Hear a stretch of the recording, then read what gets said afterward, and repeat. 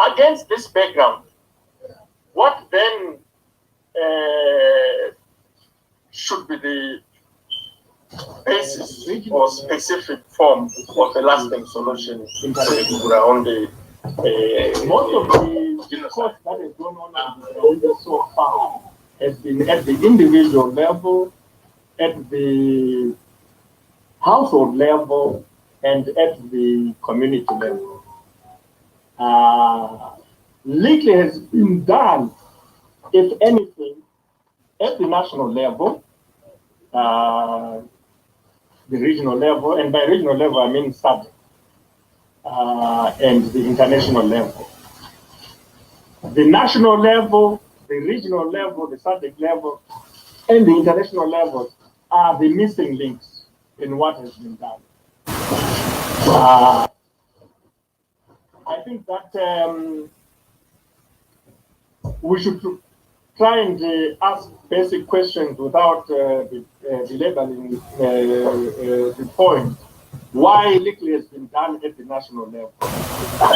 As far as I'm concerned, if you want to understand this properly, you have to take into account two issues. The first issue is that the Kukurahundi period from 1980 to 1990, if you want to be specific in terms of the thinking of the Chihambako report, from 1983 to 1987. That period, which is the genocidal period, is in fact considered by many Zimbabweans as the sunshine years of the country, as the best years. If people say a lot has gone wrong today, you ask them when was it right, they will tell you 1980 to 1990. We had milk all over the place. It was being delivered at home. We were getting scholarships at the university and so forth.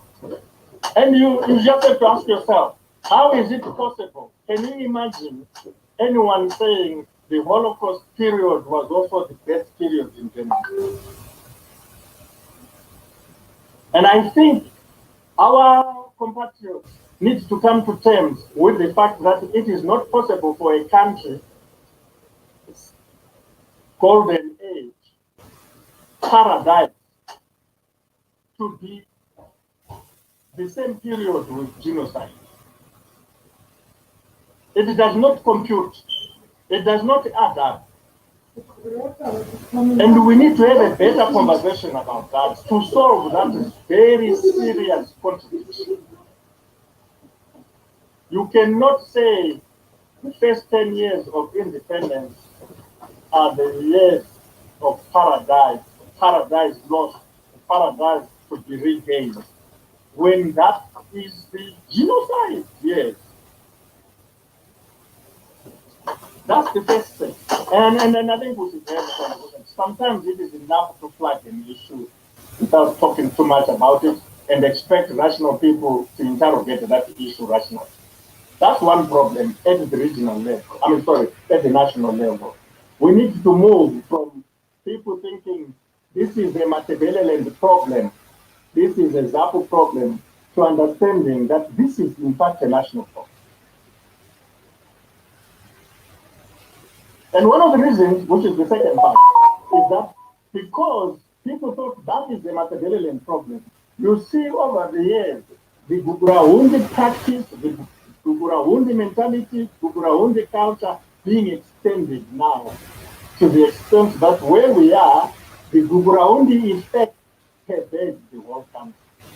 The use of violence with impunity, the abduction of people all the way from, we can't talk about the Gugurahundi period because it was a period of serious abduction and a lot of people are still missing to this day.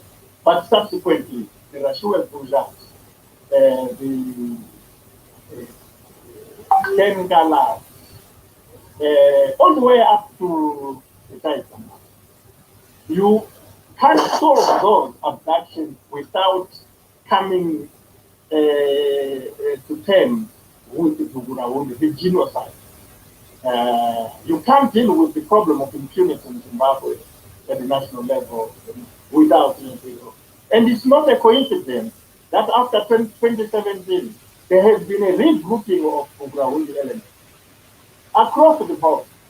Bureaucrats, securocrats, and the like are now running all over the place, doing exactly what they used to do in the ground. That stuff, that horrible stuff we saw, which compatriot experienced in the Harare massacre of August 1, 2018, was Gubra only coming to Harare. And it's not surprising that even though we are talking about 6 people, and in the other case we're talking about 20,000 people, the tactics have been the same. No one has been held to account for the justice of those 6 people. Even after having some commission, the Montante Commission.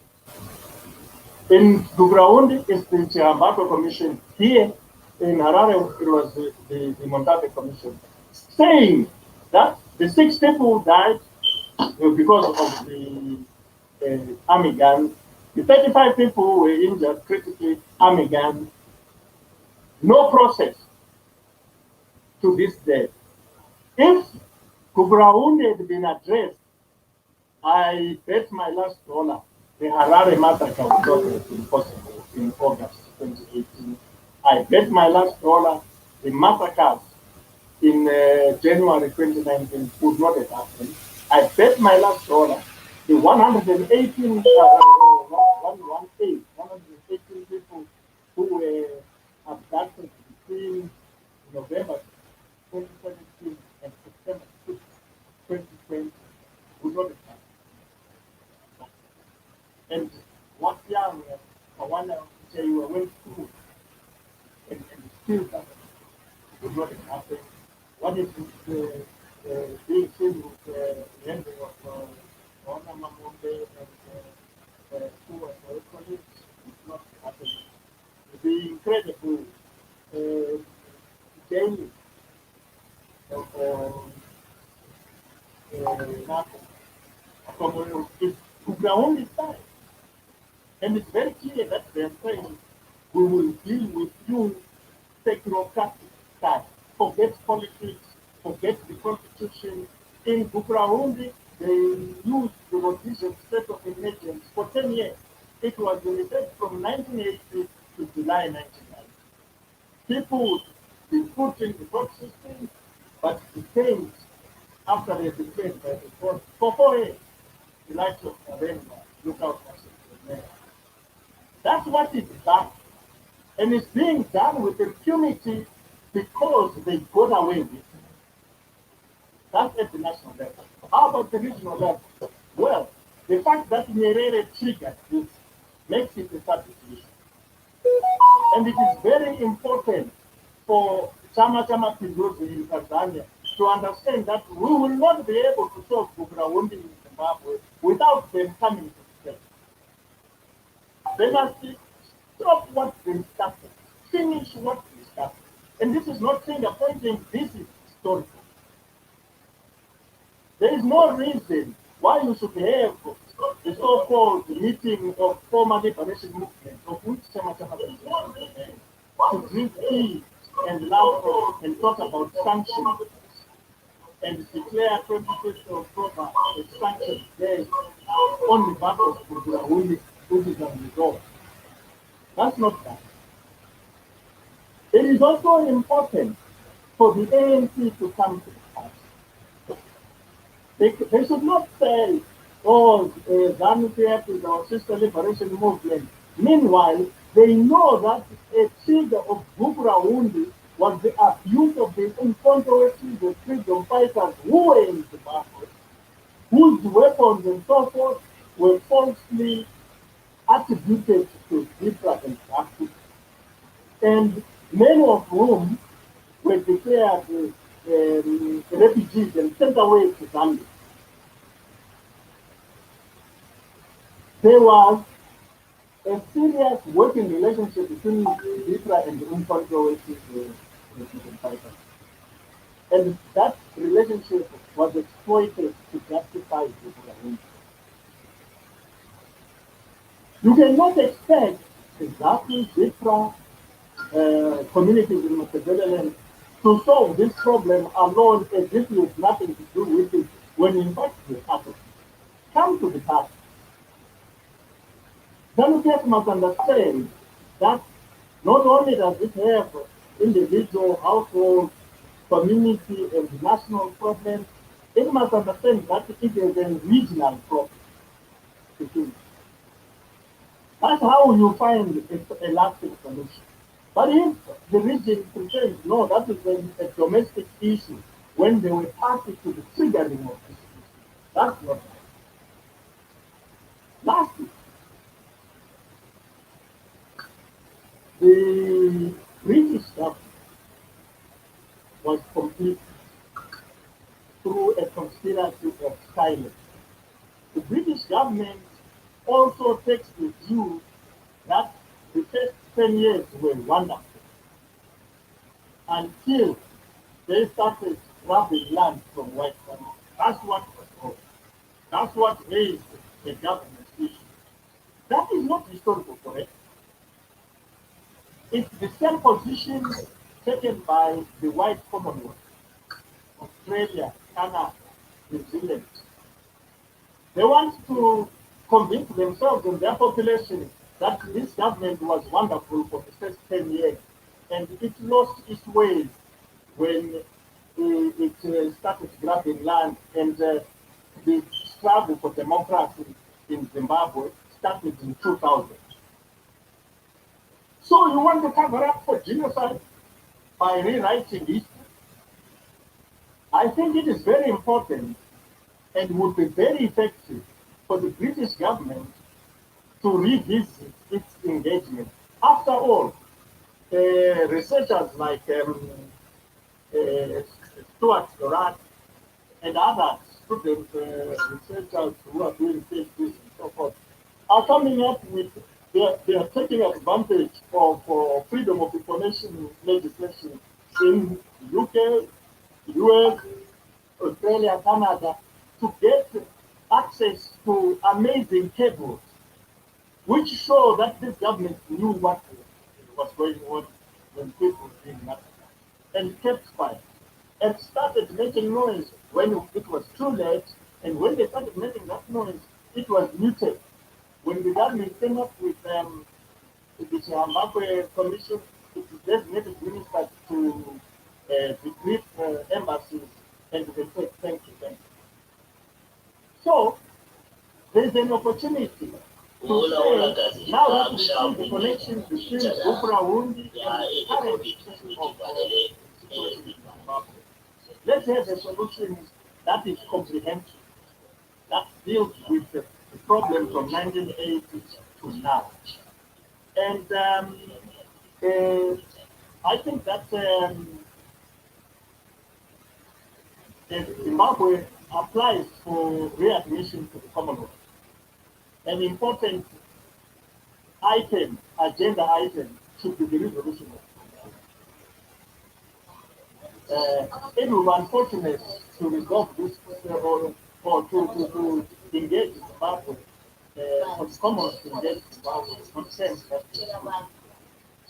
So, what should we do? I think we should forget about the national system. I think what we need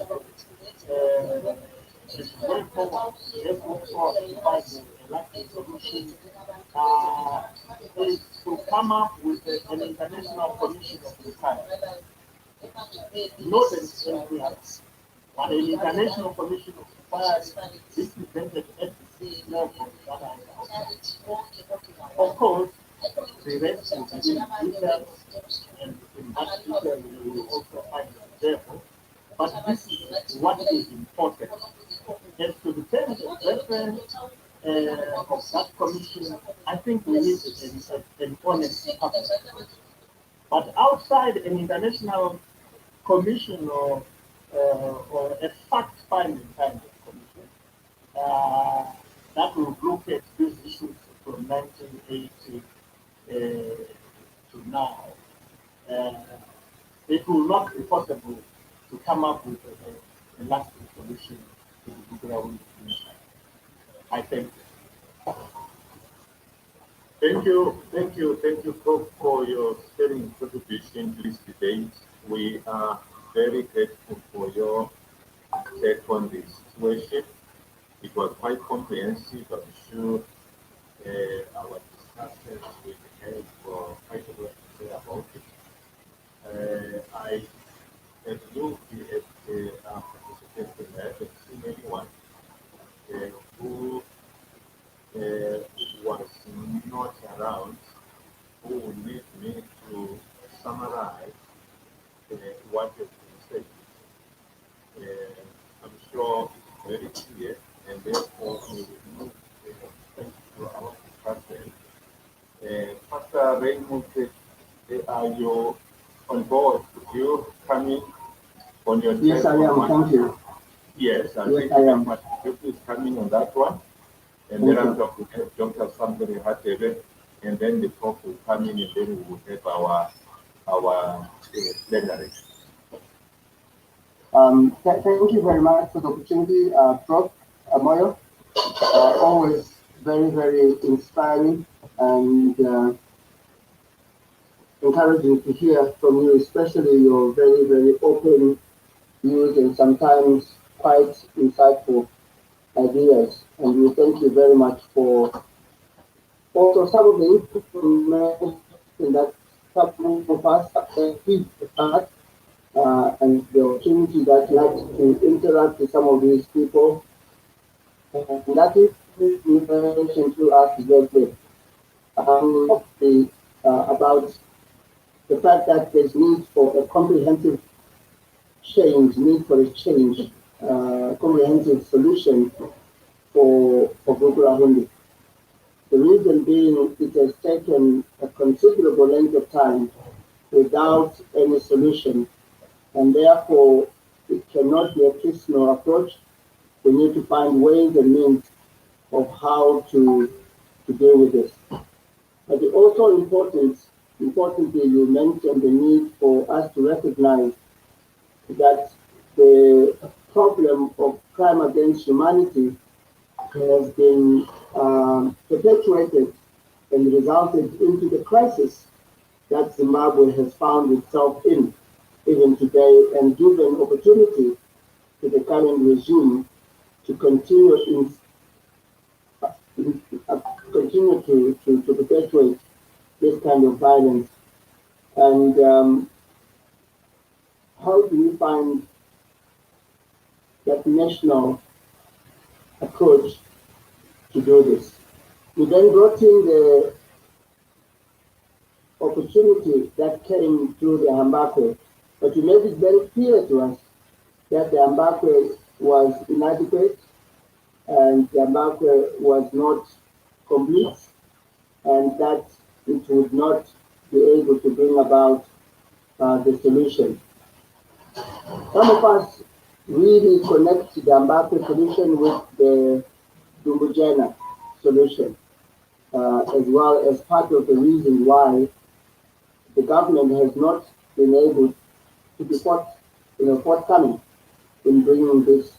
Why is it necessary for us to look for a solution in the question that you raised? I think you raised very fundamental issues there.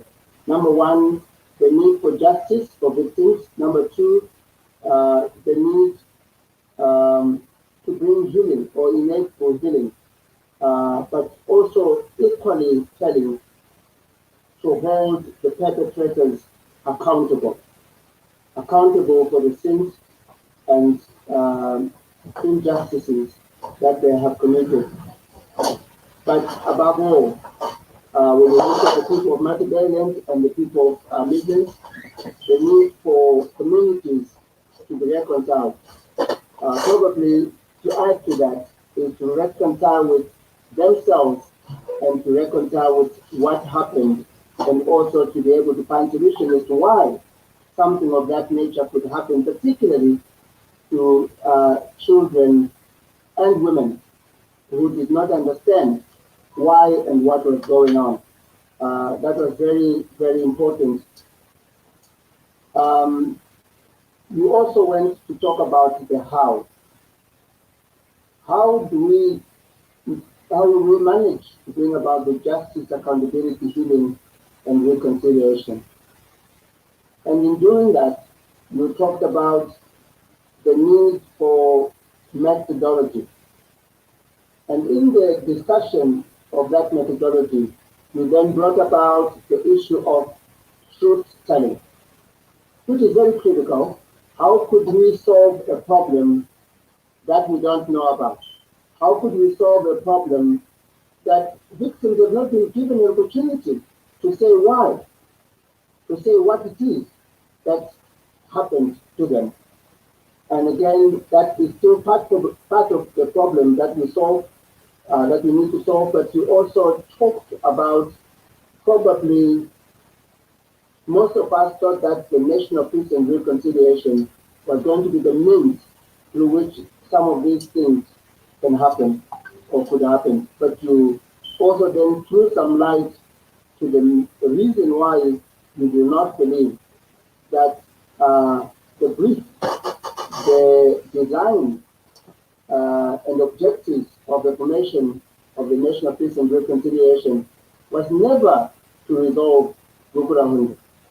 And it does not have the capacity, let alone the ability, even when you look at the commissioners themselves who have been chosen and the basis on which those commissioners have been chosen. It has been proved beyond shadow of doubt, even for most of us who have been watching and following this particular commission. It is one of the most toothless commissions that you can ever imagine. And so, one of the issues that I think has been very telling is some of the ways and means in which, in your own way, at a personal level, you felt that there may be an opportunity that had been afforded to you in order to bring about some change and means and ways in which probably Gukurahundi or the genocide could actually be addressed. And when you realized that it was not possible, you then embarked on a different approach of how to bring about that change. And one of the key issues that I want to highlight, as you mentioned, is why would the country, especially the new regime, which calls itself the Second Republic, be quiet about one of the darkest periods of our country, if they were there in order to bring about progress for this country? And that is very, very helpful, because they have been quiet about some of these things as well. And you also made, to me, very good, important point where you say, how can a genocide be a bygone? And I think it's something that people need to continue to reflect on. How can a genocide be a bygone? Because the legacy of genocide will not only linger for this generation, but for many, many generations to come. And therefore, there's need, like you rightly said, to find a comprehensive solution to deal with that. And you say part of what has been done are all anecdotes. We will not be able to be fundamental, to be comprehensive, even though we are so grateful to the body of information about Gukurahundi that has been amassed through the international community and the scholars throughout the community that have brought things together for us. And you also then made a very clear conclusion that with no truth telling, there will not be a lasting solution. And I'd like to probably give my colleague an opportunity by mentioning the fact that in your suggestion of the methodology, you said there must be means and access to communication. And so I think personally You told us that as a key point because you were also trying to explain why you felt you needed to do what you did by bringing about some change from inside because you wanted to make sure that people of Macedonia and Muslims have access to communication and that they too themselves will be able to tell and find solutions for themselves. So some of the things are very easy because if people of Macedonia are not able to do that for themselves, nobody was going to do it. And lastly, you then, in your methodology, gave us the need for Gukurahundi or the genocide to be dealt with at an individual level, at a house level, at a family level, at a community level, at a regional level, and at an international level. You then highlighted the critical aspect of the need for the international level to come in, especially when you consider the role that the international regional bodies play in facilitating and supporting the genocide, especially in the period and the contribution where most people in Zimbabwe were thinking the glory days are between 1980 and 1990, and yet those are the darkest years of our time. And therefore, Zimbabweans as a national community must find solutions and answers of why such a dichotomy should take place. And I will conclude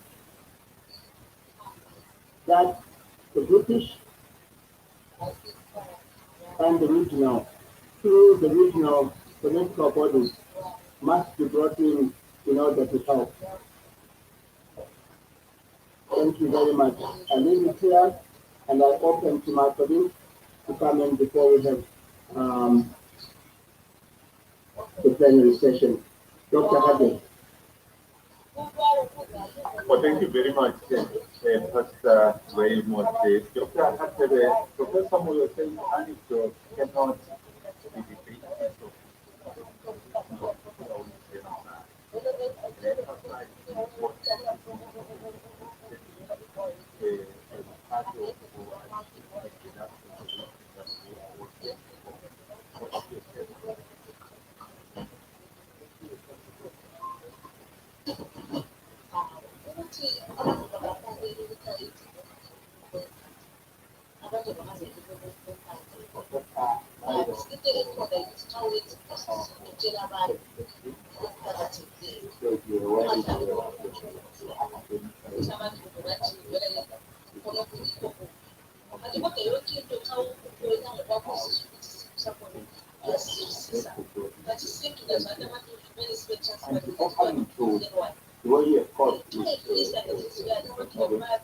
It's important to recap the issues that were raised by other panelists in the discussion to the continuity, which of course Professor Moyo also had you, notwithstanding that you did have the opportunity to hear the other presenters in the scope. The issue that is raised, the issue of accountability, which I think is across all the presenters. The issue of inadequate research and documentation is put use to hold the checkers accountable, which of course Professor Moyo and gave us a very clear. That also answered the issue of anecdotal evidence to say these are pieces that have been thrown around for different purposes, but not specifically to come into addressing the issue of the victim justice for the victim and the survivors. But also the important point that also came out here from Moyo's presentation, which also came out from other panelists subjects, that is that the part of the crowd, the way the whole example. That also makes it important as we put this into context to see whether there is a lasting solution to But as Prof. Moyo was presenting, and presenting very eloquently indeed, one question kept on lingering to say, could it have been possible to find a solution from within ZANU-PF, or ZANU-PF as an institution that it has capacity, not just to mention the political will, to address the problem, and from ZANU-PF to extend it to the Zimbabwean state, whether it has from previous or a case study elsewhere, whether a state that is accused for genocide or aiding genocide could be part of the solution or could find the solution. But one important point perhaps to also highlight and cause some question for further engagement is where the court becomes put it emphatically that it is not possible to resolve the genocide through any other process that is not based on truth telling. We all agree. But what can induce truth telling in our Zimbabwean process? We know we need truth telling, and even what you have presented, and we appreciate the situation context, and that the breakthrough has not been forthcoming. We still want to say what is it that we need to as Zimbabwe, as to induce that truth telling, especially from those who are powerful, will forward focus. I think that is profitable. But also, that leads to the issue of Kokrawundi. Any rebellions on Kokrawundi are central or fundamental to the political architecture of Zimbabwe. Then the top put is that the second republic in this way is the second round of the first. So it means it will be difficult for any transition in Zimbabwe as long as the issue of Kokrawundi is set and then the question, therefore, is that this continuation or deterioration of the party otherwise could hinge on Kokrawundi, and hence the important point that he also raised, which other panelists also raised, to say this should not be seen just as leading to a material problem. Of course, the people of material are the victims, but this is through the Zimbabwean problem. It's not a regional, it's an international problem that is exposed. And that puts the context as to say that in seeking for a lasting solution, we should just go beyond limited it to the area of that was it happened. But on the issue of evidence, as Mr. Nule raises the issue of unexpected evidence to this issue, I didn't hear Professor Moyo helping us as someone who has served at the highest level in government, that the state could be having the raw data of what happened. We can go to university archives and the like, but any military operation, I think, was over. They should keep records of what happened. And we know we don't classify like other countries do. But should that be another argument to say someone somewhere is keeping this information because soldiers would know what they did, where they and how. So that argument is part of the information that at the second point we should perhaps find means of getting it rather than look for just the commission written by people who were also using evidence from other sources. But also another point which is I felt is important to flag the issue of periodization, which became a debate, especially as the Prof raised in ZANU-PF, whether the debate starts from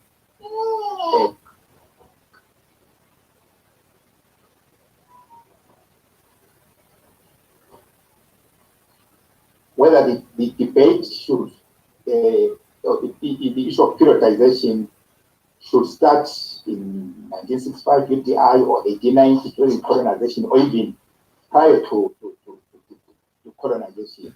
And that is an important aspect perhaps to flag in a way that periodization here is used as an escape from accountability, and these are issues that perhaps will still live with us as we seek for a solution. And perhaps before one goes to the conclusion, there is a point that is raised from Prof's experience, which I think is a question that most of us always had, but perhaps is debate for another day. Why didn't President Gabe and the late Vice President Bono address Okuraund? I think that's a big question. And perhaps some of these challenges we have today might be of different nature if the two founding fathers of this nation did something about it. And you rightfully say many years after unity, and it would be a shock that they never talked about such a really dark chapter in the history of the nation. But those are questions that perhaps future research and future school, might bring up, and this can help to find out if generations later could address an issue that those who were directly involved and directly intimately involved would not do anything about it, and it would just be a closed chapter. That would be so unfortunate. And so, of course, I've mentioned the issue that you put it well, that it's not just a material problem, but also the importance that you cannot deal with impunity in Zimbabwe unless you address Boko Haram. I think that is important as a way of saying seeking for a solution should not be confined to a region, to the affected communities, but it should be a global issue or national issue as a nation. I think those are important points.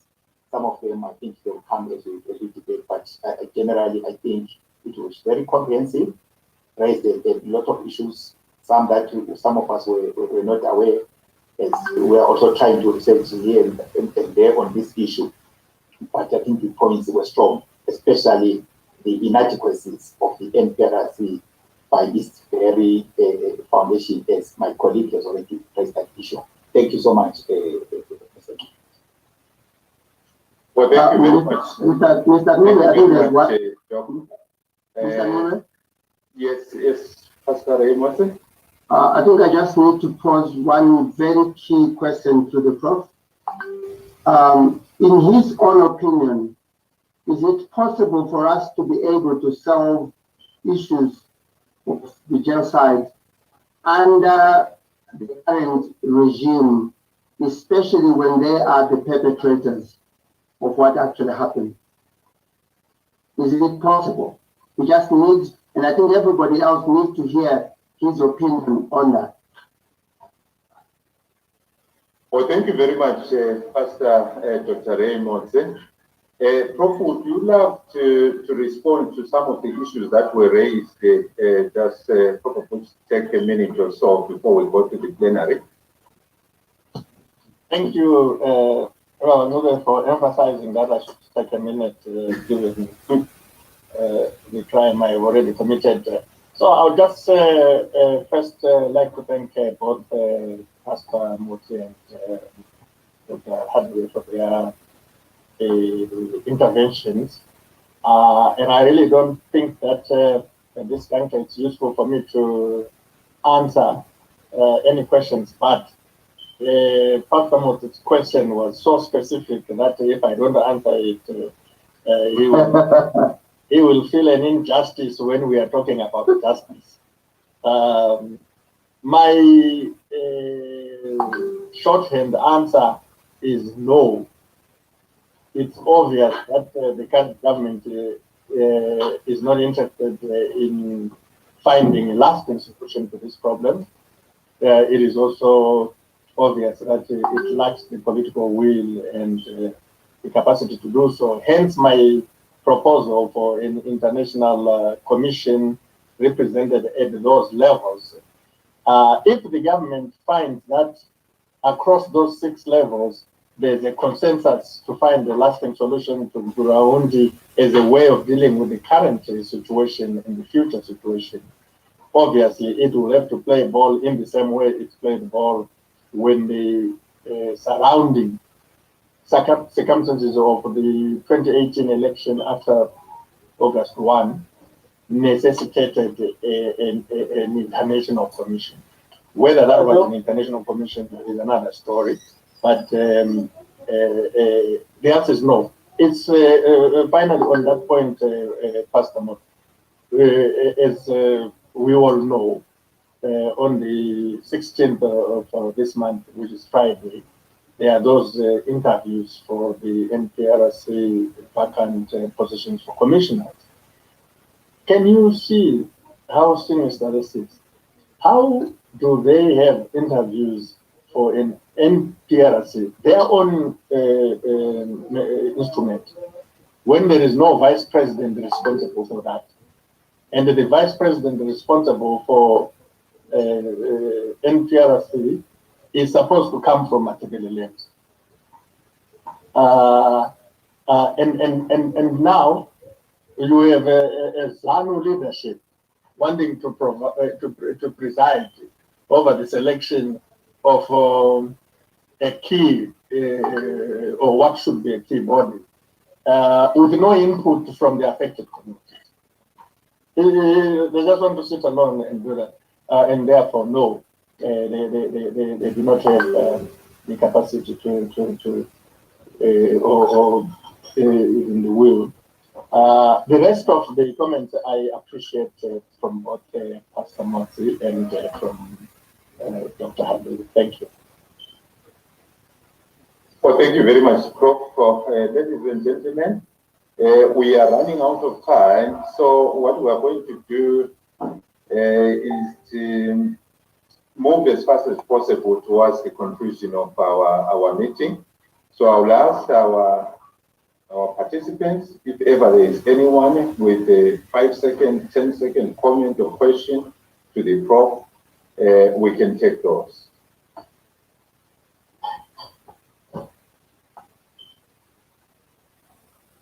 Anyone from the media, from any of our participants, if anyone has a question, a comment? Can I come in and intervene here, Mr. Moyo? Yes, please state your name. What's your name? Moyo. Okay, Dr. Moyo, please give us your 10-second take of what transpired today. I really thank the Prof for the insightful presentation and the discussants for their comments and questions. What I really appreciate from the professor is foregrounding the importance of looking at Kukuraund as a national question. Oftentimes, when the victims of this genocide raise this issue, they are described as OTPs. I think you might remember this. And that Batan Bukala, that they are particularistic. But I think it is very important that we see this issue as an issue of the future of the nation, and that without it being addressed, it might affect the stability of the nation going forward. And the last question I'd like to ask from the professor is whether he still has the duty that he presented on the Blue Ocean strategy. I'm just curious.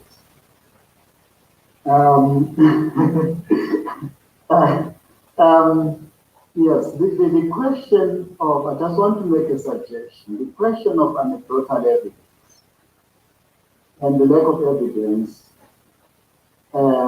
which could be the basis of addressing this serious national question, could be a question that we need to actually to address in the near future by way of beginning to compile the existing extant data and any other anecdotal evidence by way of testimonies that we have seen with presented and developed in interviews and etc.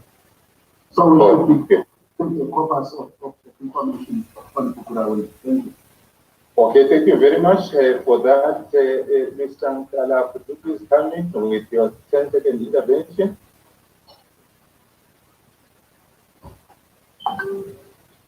Sanibonani ekhaya. Igama Nkala uKhalishasi. Ngiyabonga ukuthi kukhona esikudluleyo esikutholile nathi.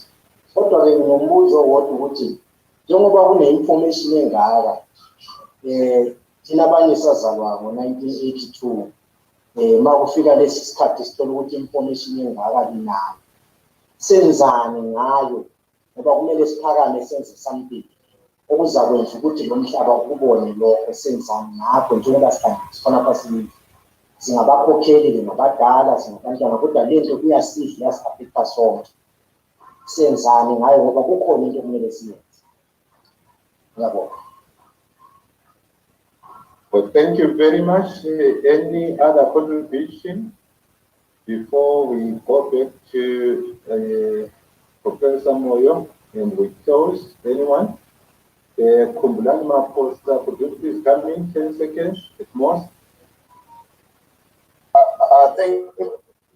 It's just a question.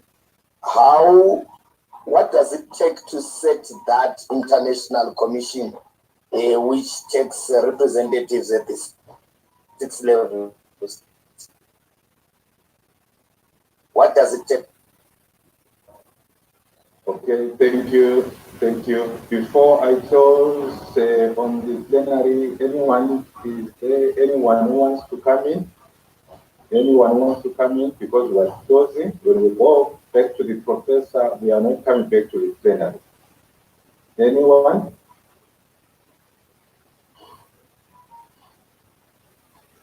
For Professor Nkomo, could you please come in? Just a quick one.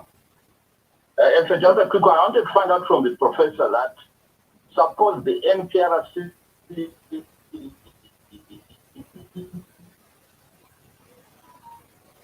is properly constituted, the constitutional mandate to ensure that the NPR constitutional body that is set up, we have a case as it were. Shouldn't we take this up, like for instance, to the constitutional court and so forth, instead of trying to create a new thing like having the international commission and so forth, which would be more difficult.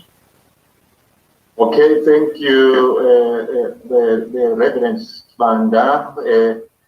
Professor Nkomo, could you please come in? Thank you, Mr. Ngube. I would like to know how the professor responds to arguments that Bukuraundi is still in progress. Thank you. Well, thank you very much. Anyone else? Anyone who wants to come in? We are closing. Okay. Professor Panapas Kacheni, please come in.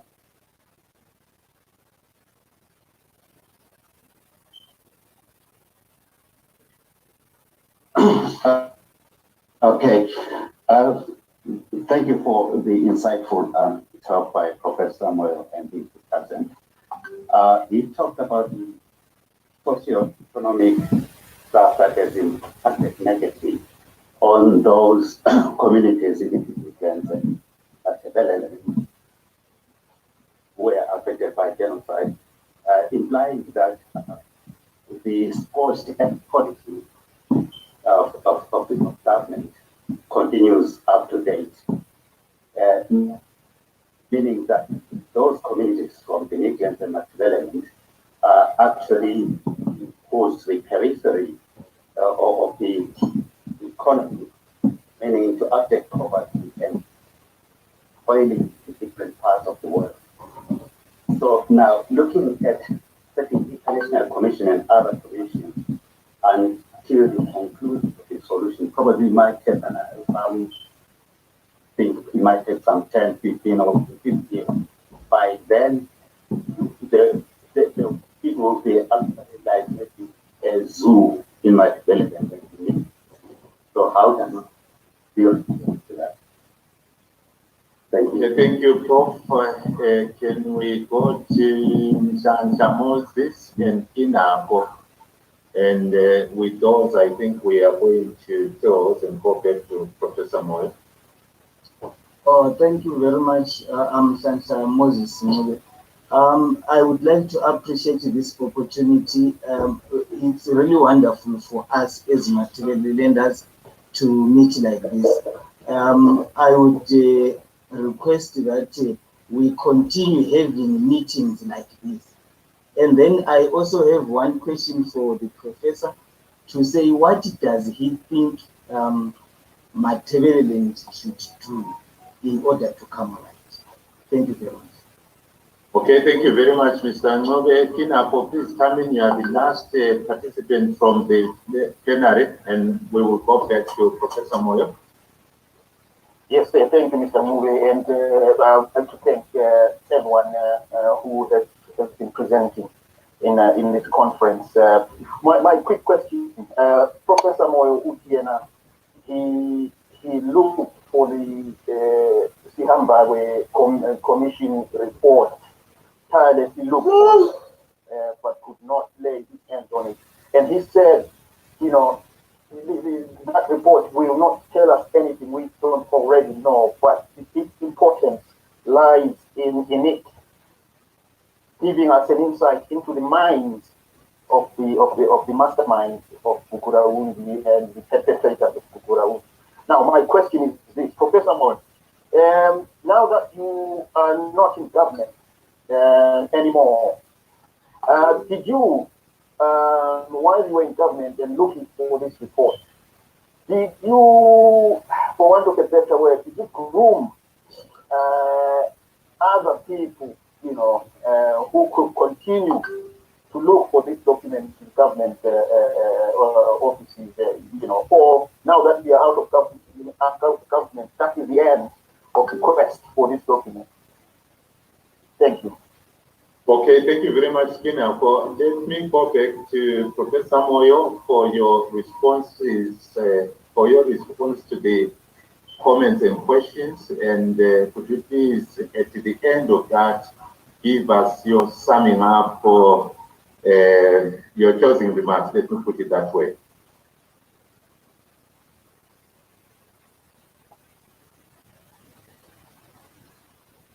Thank you very much, Mube. I took down 8 questions, all of them based on comments which are rich and enriching in and of themselves. And I prefer to note the wisdom behind the what appear to be questions. In fact, when these are useful interventions, and I provide comments, not answers to these issues, because it would be presumptuous to assume that I have the answers to these questions. I know that wise people like the colleagues who have raised these questions make a point by asking a question. And it is important to always ask the right question and not presume that you must run away with your imagination to provide an answer. Some of them were easy, and I start with Dr. Moyo, Moyo's question, whether I still have the Blue Ocean video. Yes, I do. And could you please give Mr. Ngove your contact information, and if he would be kind enough to share it with me, I would then forward or email or WhatsApp the video. It will be my pleasure to do so. Then Mr. Nkala asked,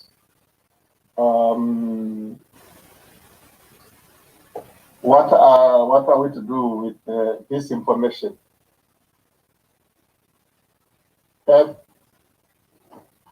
Public engagement is about praxis. We are to act with this information. How are we to act? This is not the platform for that discussion. But it is always useful to act on information that you have and not to sit on the information. There are other questions that were raised which will bring me back to Nkala's issue I can appreciate his feeling that we have all the information we need, and why are we not doing anything? But of course, you are aware we are suggesting that most of the information we have is anecdotal, and that we need a mechanism or process or a much more comprehensive basis for truth telling, so that it can be acted upon.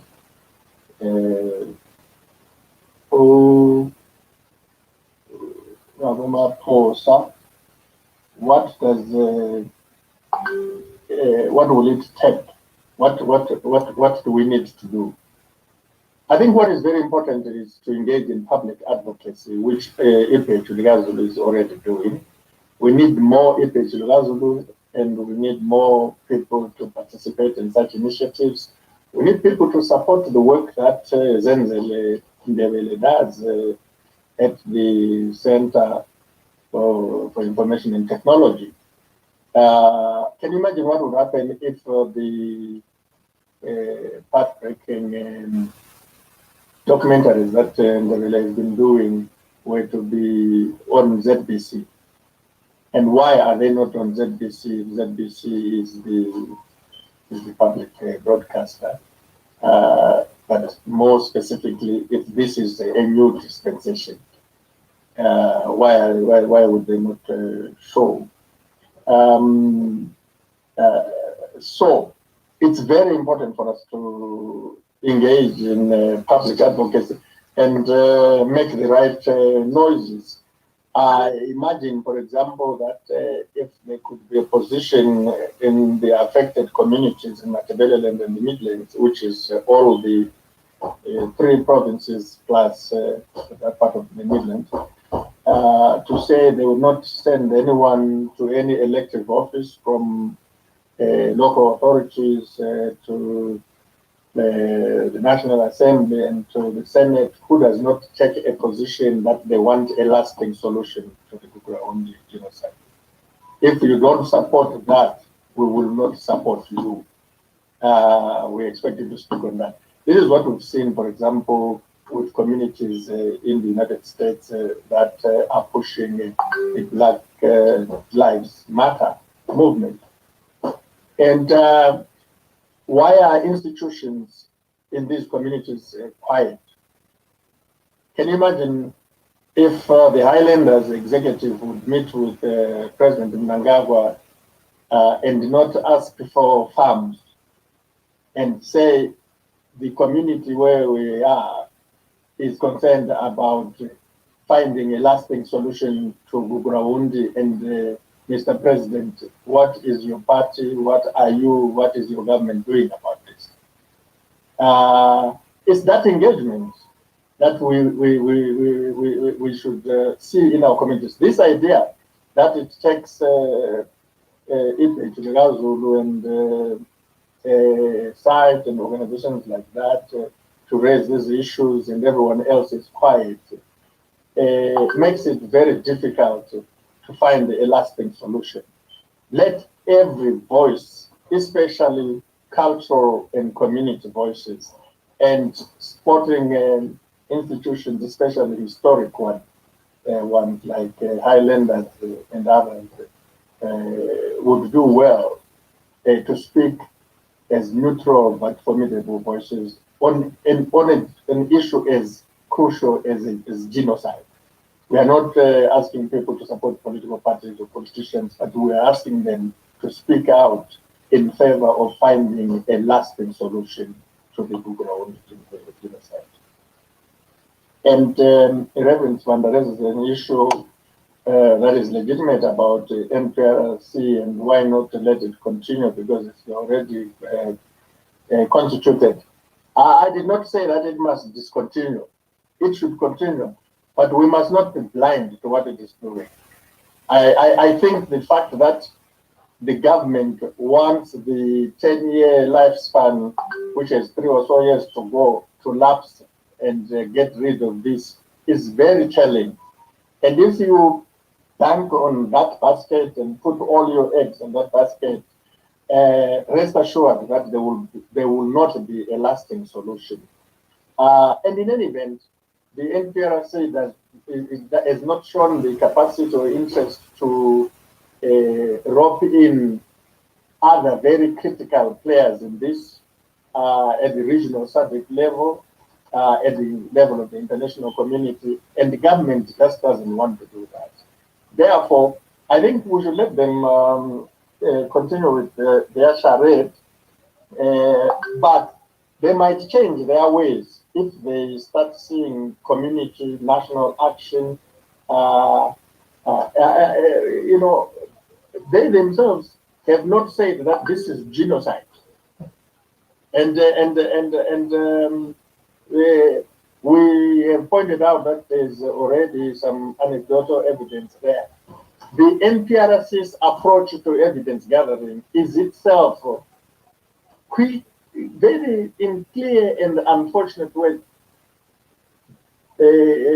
more anecdotal than what we have. It is an anecdotal approach to getting research, getting information. Please send us this, send us that. They don't have a systematic way of information gathering.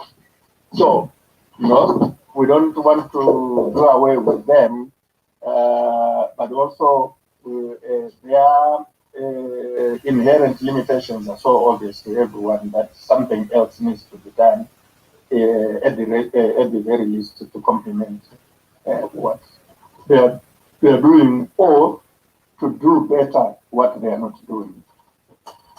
Professor Nkomo asks whether Gugrauni is still in progress today. The answer is, of course, yes. I mean, how can you be in a country 41 years after independence, 34 years after the unit accord, where the commander of the Zimbabwe National Army is a former commander of the 5th Brigade that massacred people in Matabele South, and who went public boasting about the color matters and saying, we are here to do a job, and we are doing our job. One thing that is very, very wrong in Zimbabwe, which demoralizes a lot of people, is that public offices, critical public offices, are staffed by people who played dastardly roles during the Gugrahundi, and that information is in the newspapers. You would not, can you imagine a Holocaust perpetrator being a commander of the armed forces in Yemen? Is that even possible? Can we contemplate? I think that is contemptuous treatment of the public, and that is one of the things that is wrong with the country. So, and if you look at the reports that come up about extrajudicial killings and so forth, and abductions of people, most of those are taking place in Matabele, even to this day. But the critical point is that the Gugrahundi mentality, culture of impunity, of violence, of abduction, is now a national preoccupation of the state. It is the manifesto of the state. It is the ideology of the state. It's very daring. Today, there's a report that has just come out from Cabinet that they are reintroducing the National Youth Service. And that is an instrument of violence anticipating the 2023 elections. And a government unable to attend to basic issues around livelihoods of the people wants to allocate scarce resources to a national youth service. To do what? So yes, it is in progress, and yes, it will continue if people do not speak out in the public interest, because we are not in this case, if we're talking about genocide as we are, this is a crime against humanity. It is not a political party issue, and this is why, in the end, it is an international issue. It's an issue for the international community. Professor Gachen's take on marginalization was very instructive, raised as a question, and yet making very telling points. I don't want to pollute those points by commenting further. I want them to stand unpolluted because I agree with them. Moses Move ask, what should Matabeleland do to come right? Well, it's a pregnant question.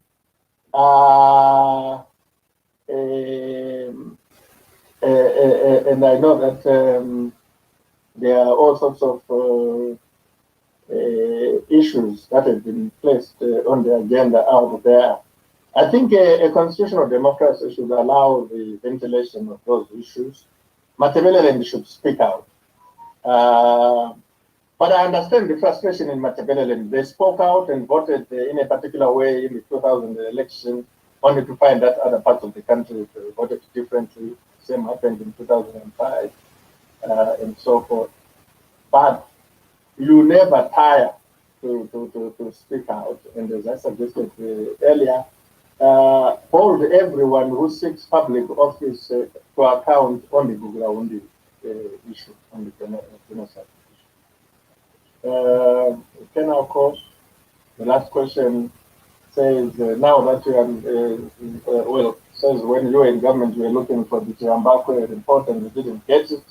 Were you wise enough to leave someone or groom someone who would continue looking for it when you are out as you are? No, you don't groom people to look for it. One of the reasons why it's important to have these platforms and to raise these issues is that hopefully someone is listening, and then someone else will do the right thing. Isn't that the value and utility of exchanging ideas? However, I do fear that this current government, if it is aware whether the report was left at State House, whether the report is the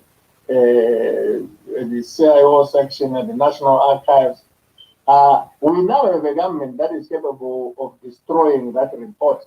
The people who are key in this government are the same people who destroyed the Zappo archives. They burnt them.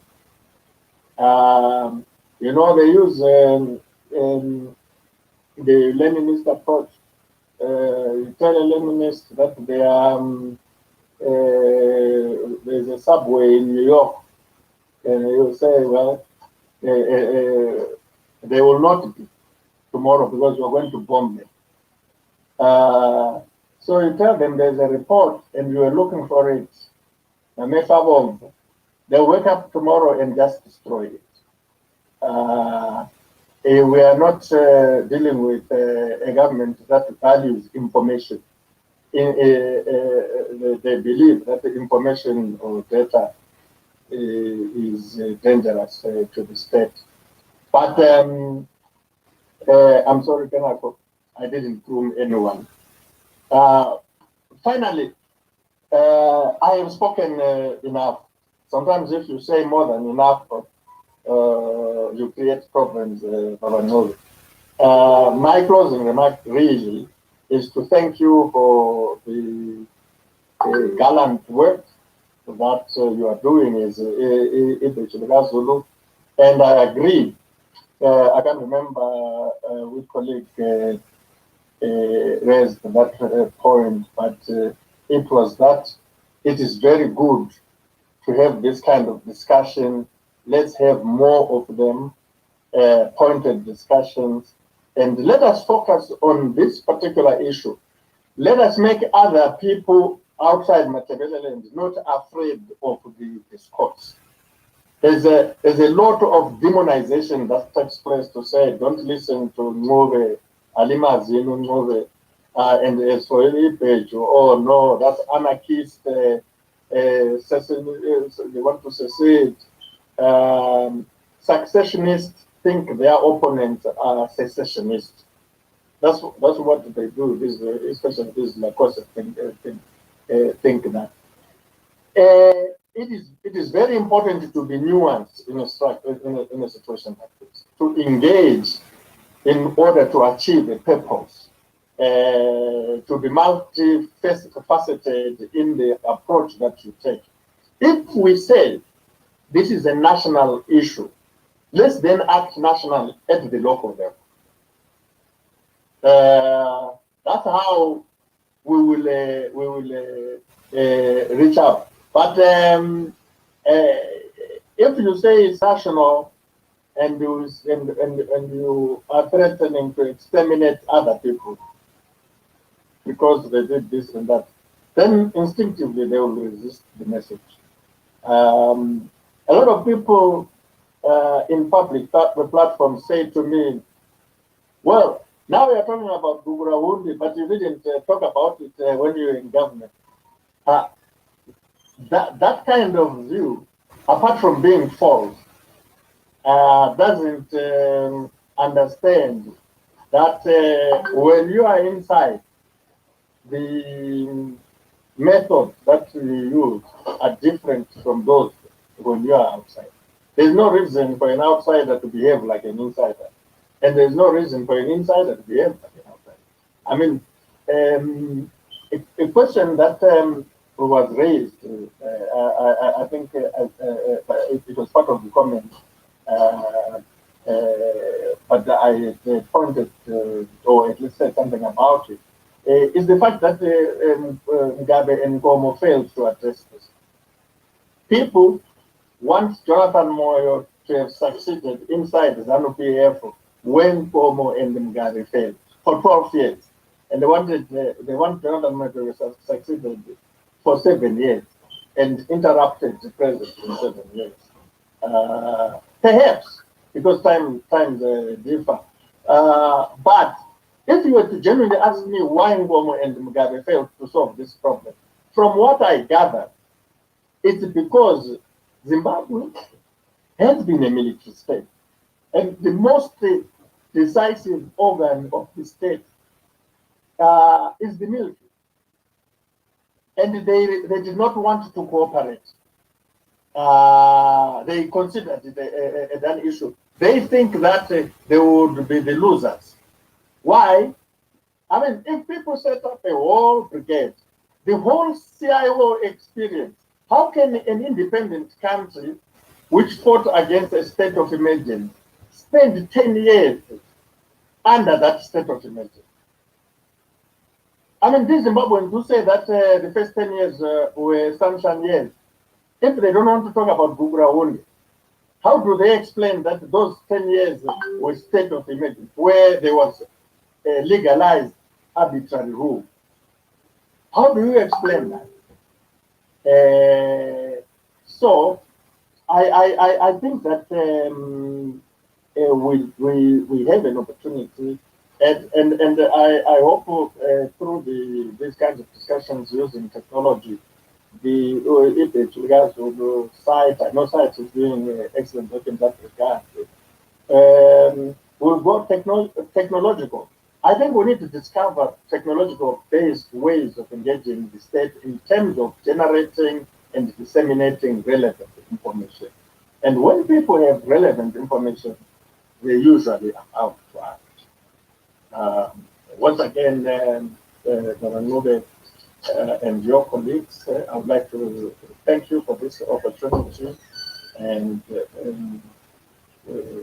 I am sure from what I've been exposed to that we are going to continue doing this, and in very small ways, and where some of us in the streets that we walk, we will support this kind of work that you do, and resist suggestions that you are renegade, you are anarchist, and yet you are addressing a fundamental national question that has not been resolved for 41 years. So for me, as I commemorate this our independence on Sunday, I will be grateful for the contribution that you are making. Thank you.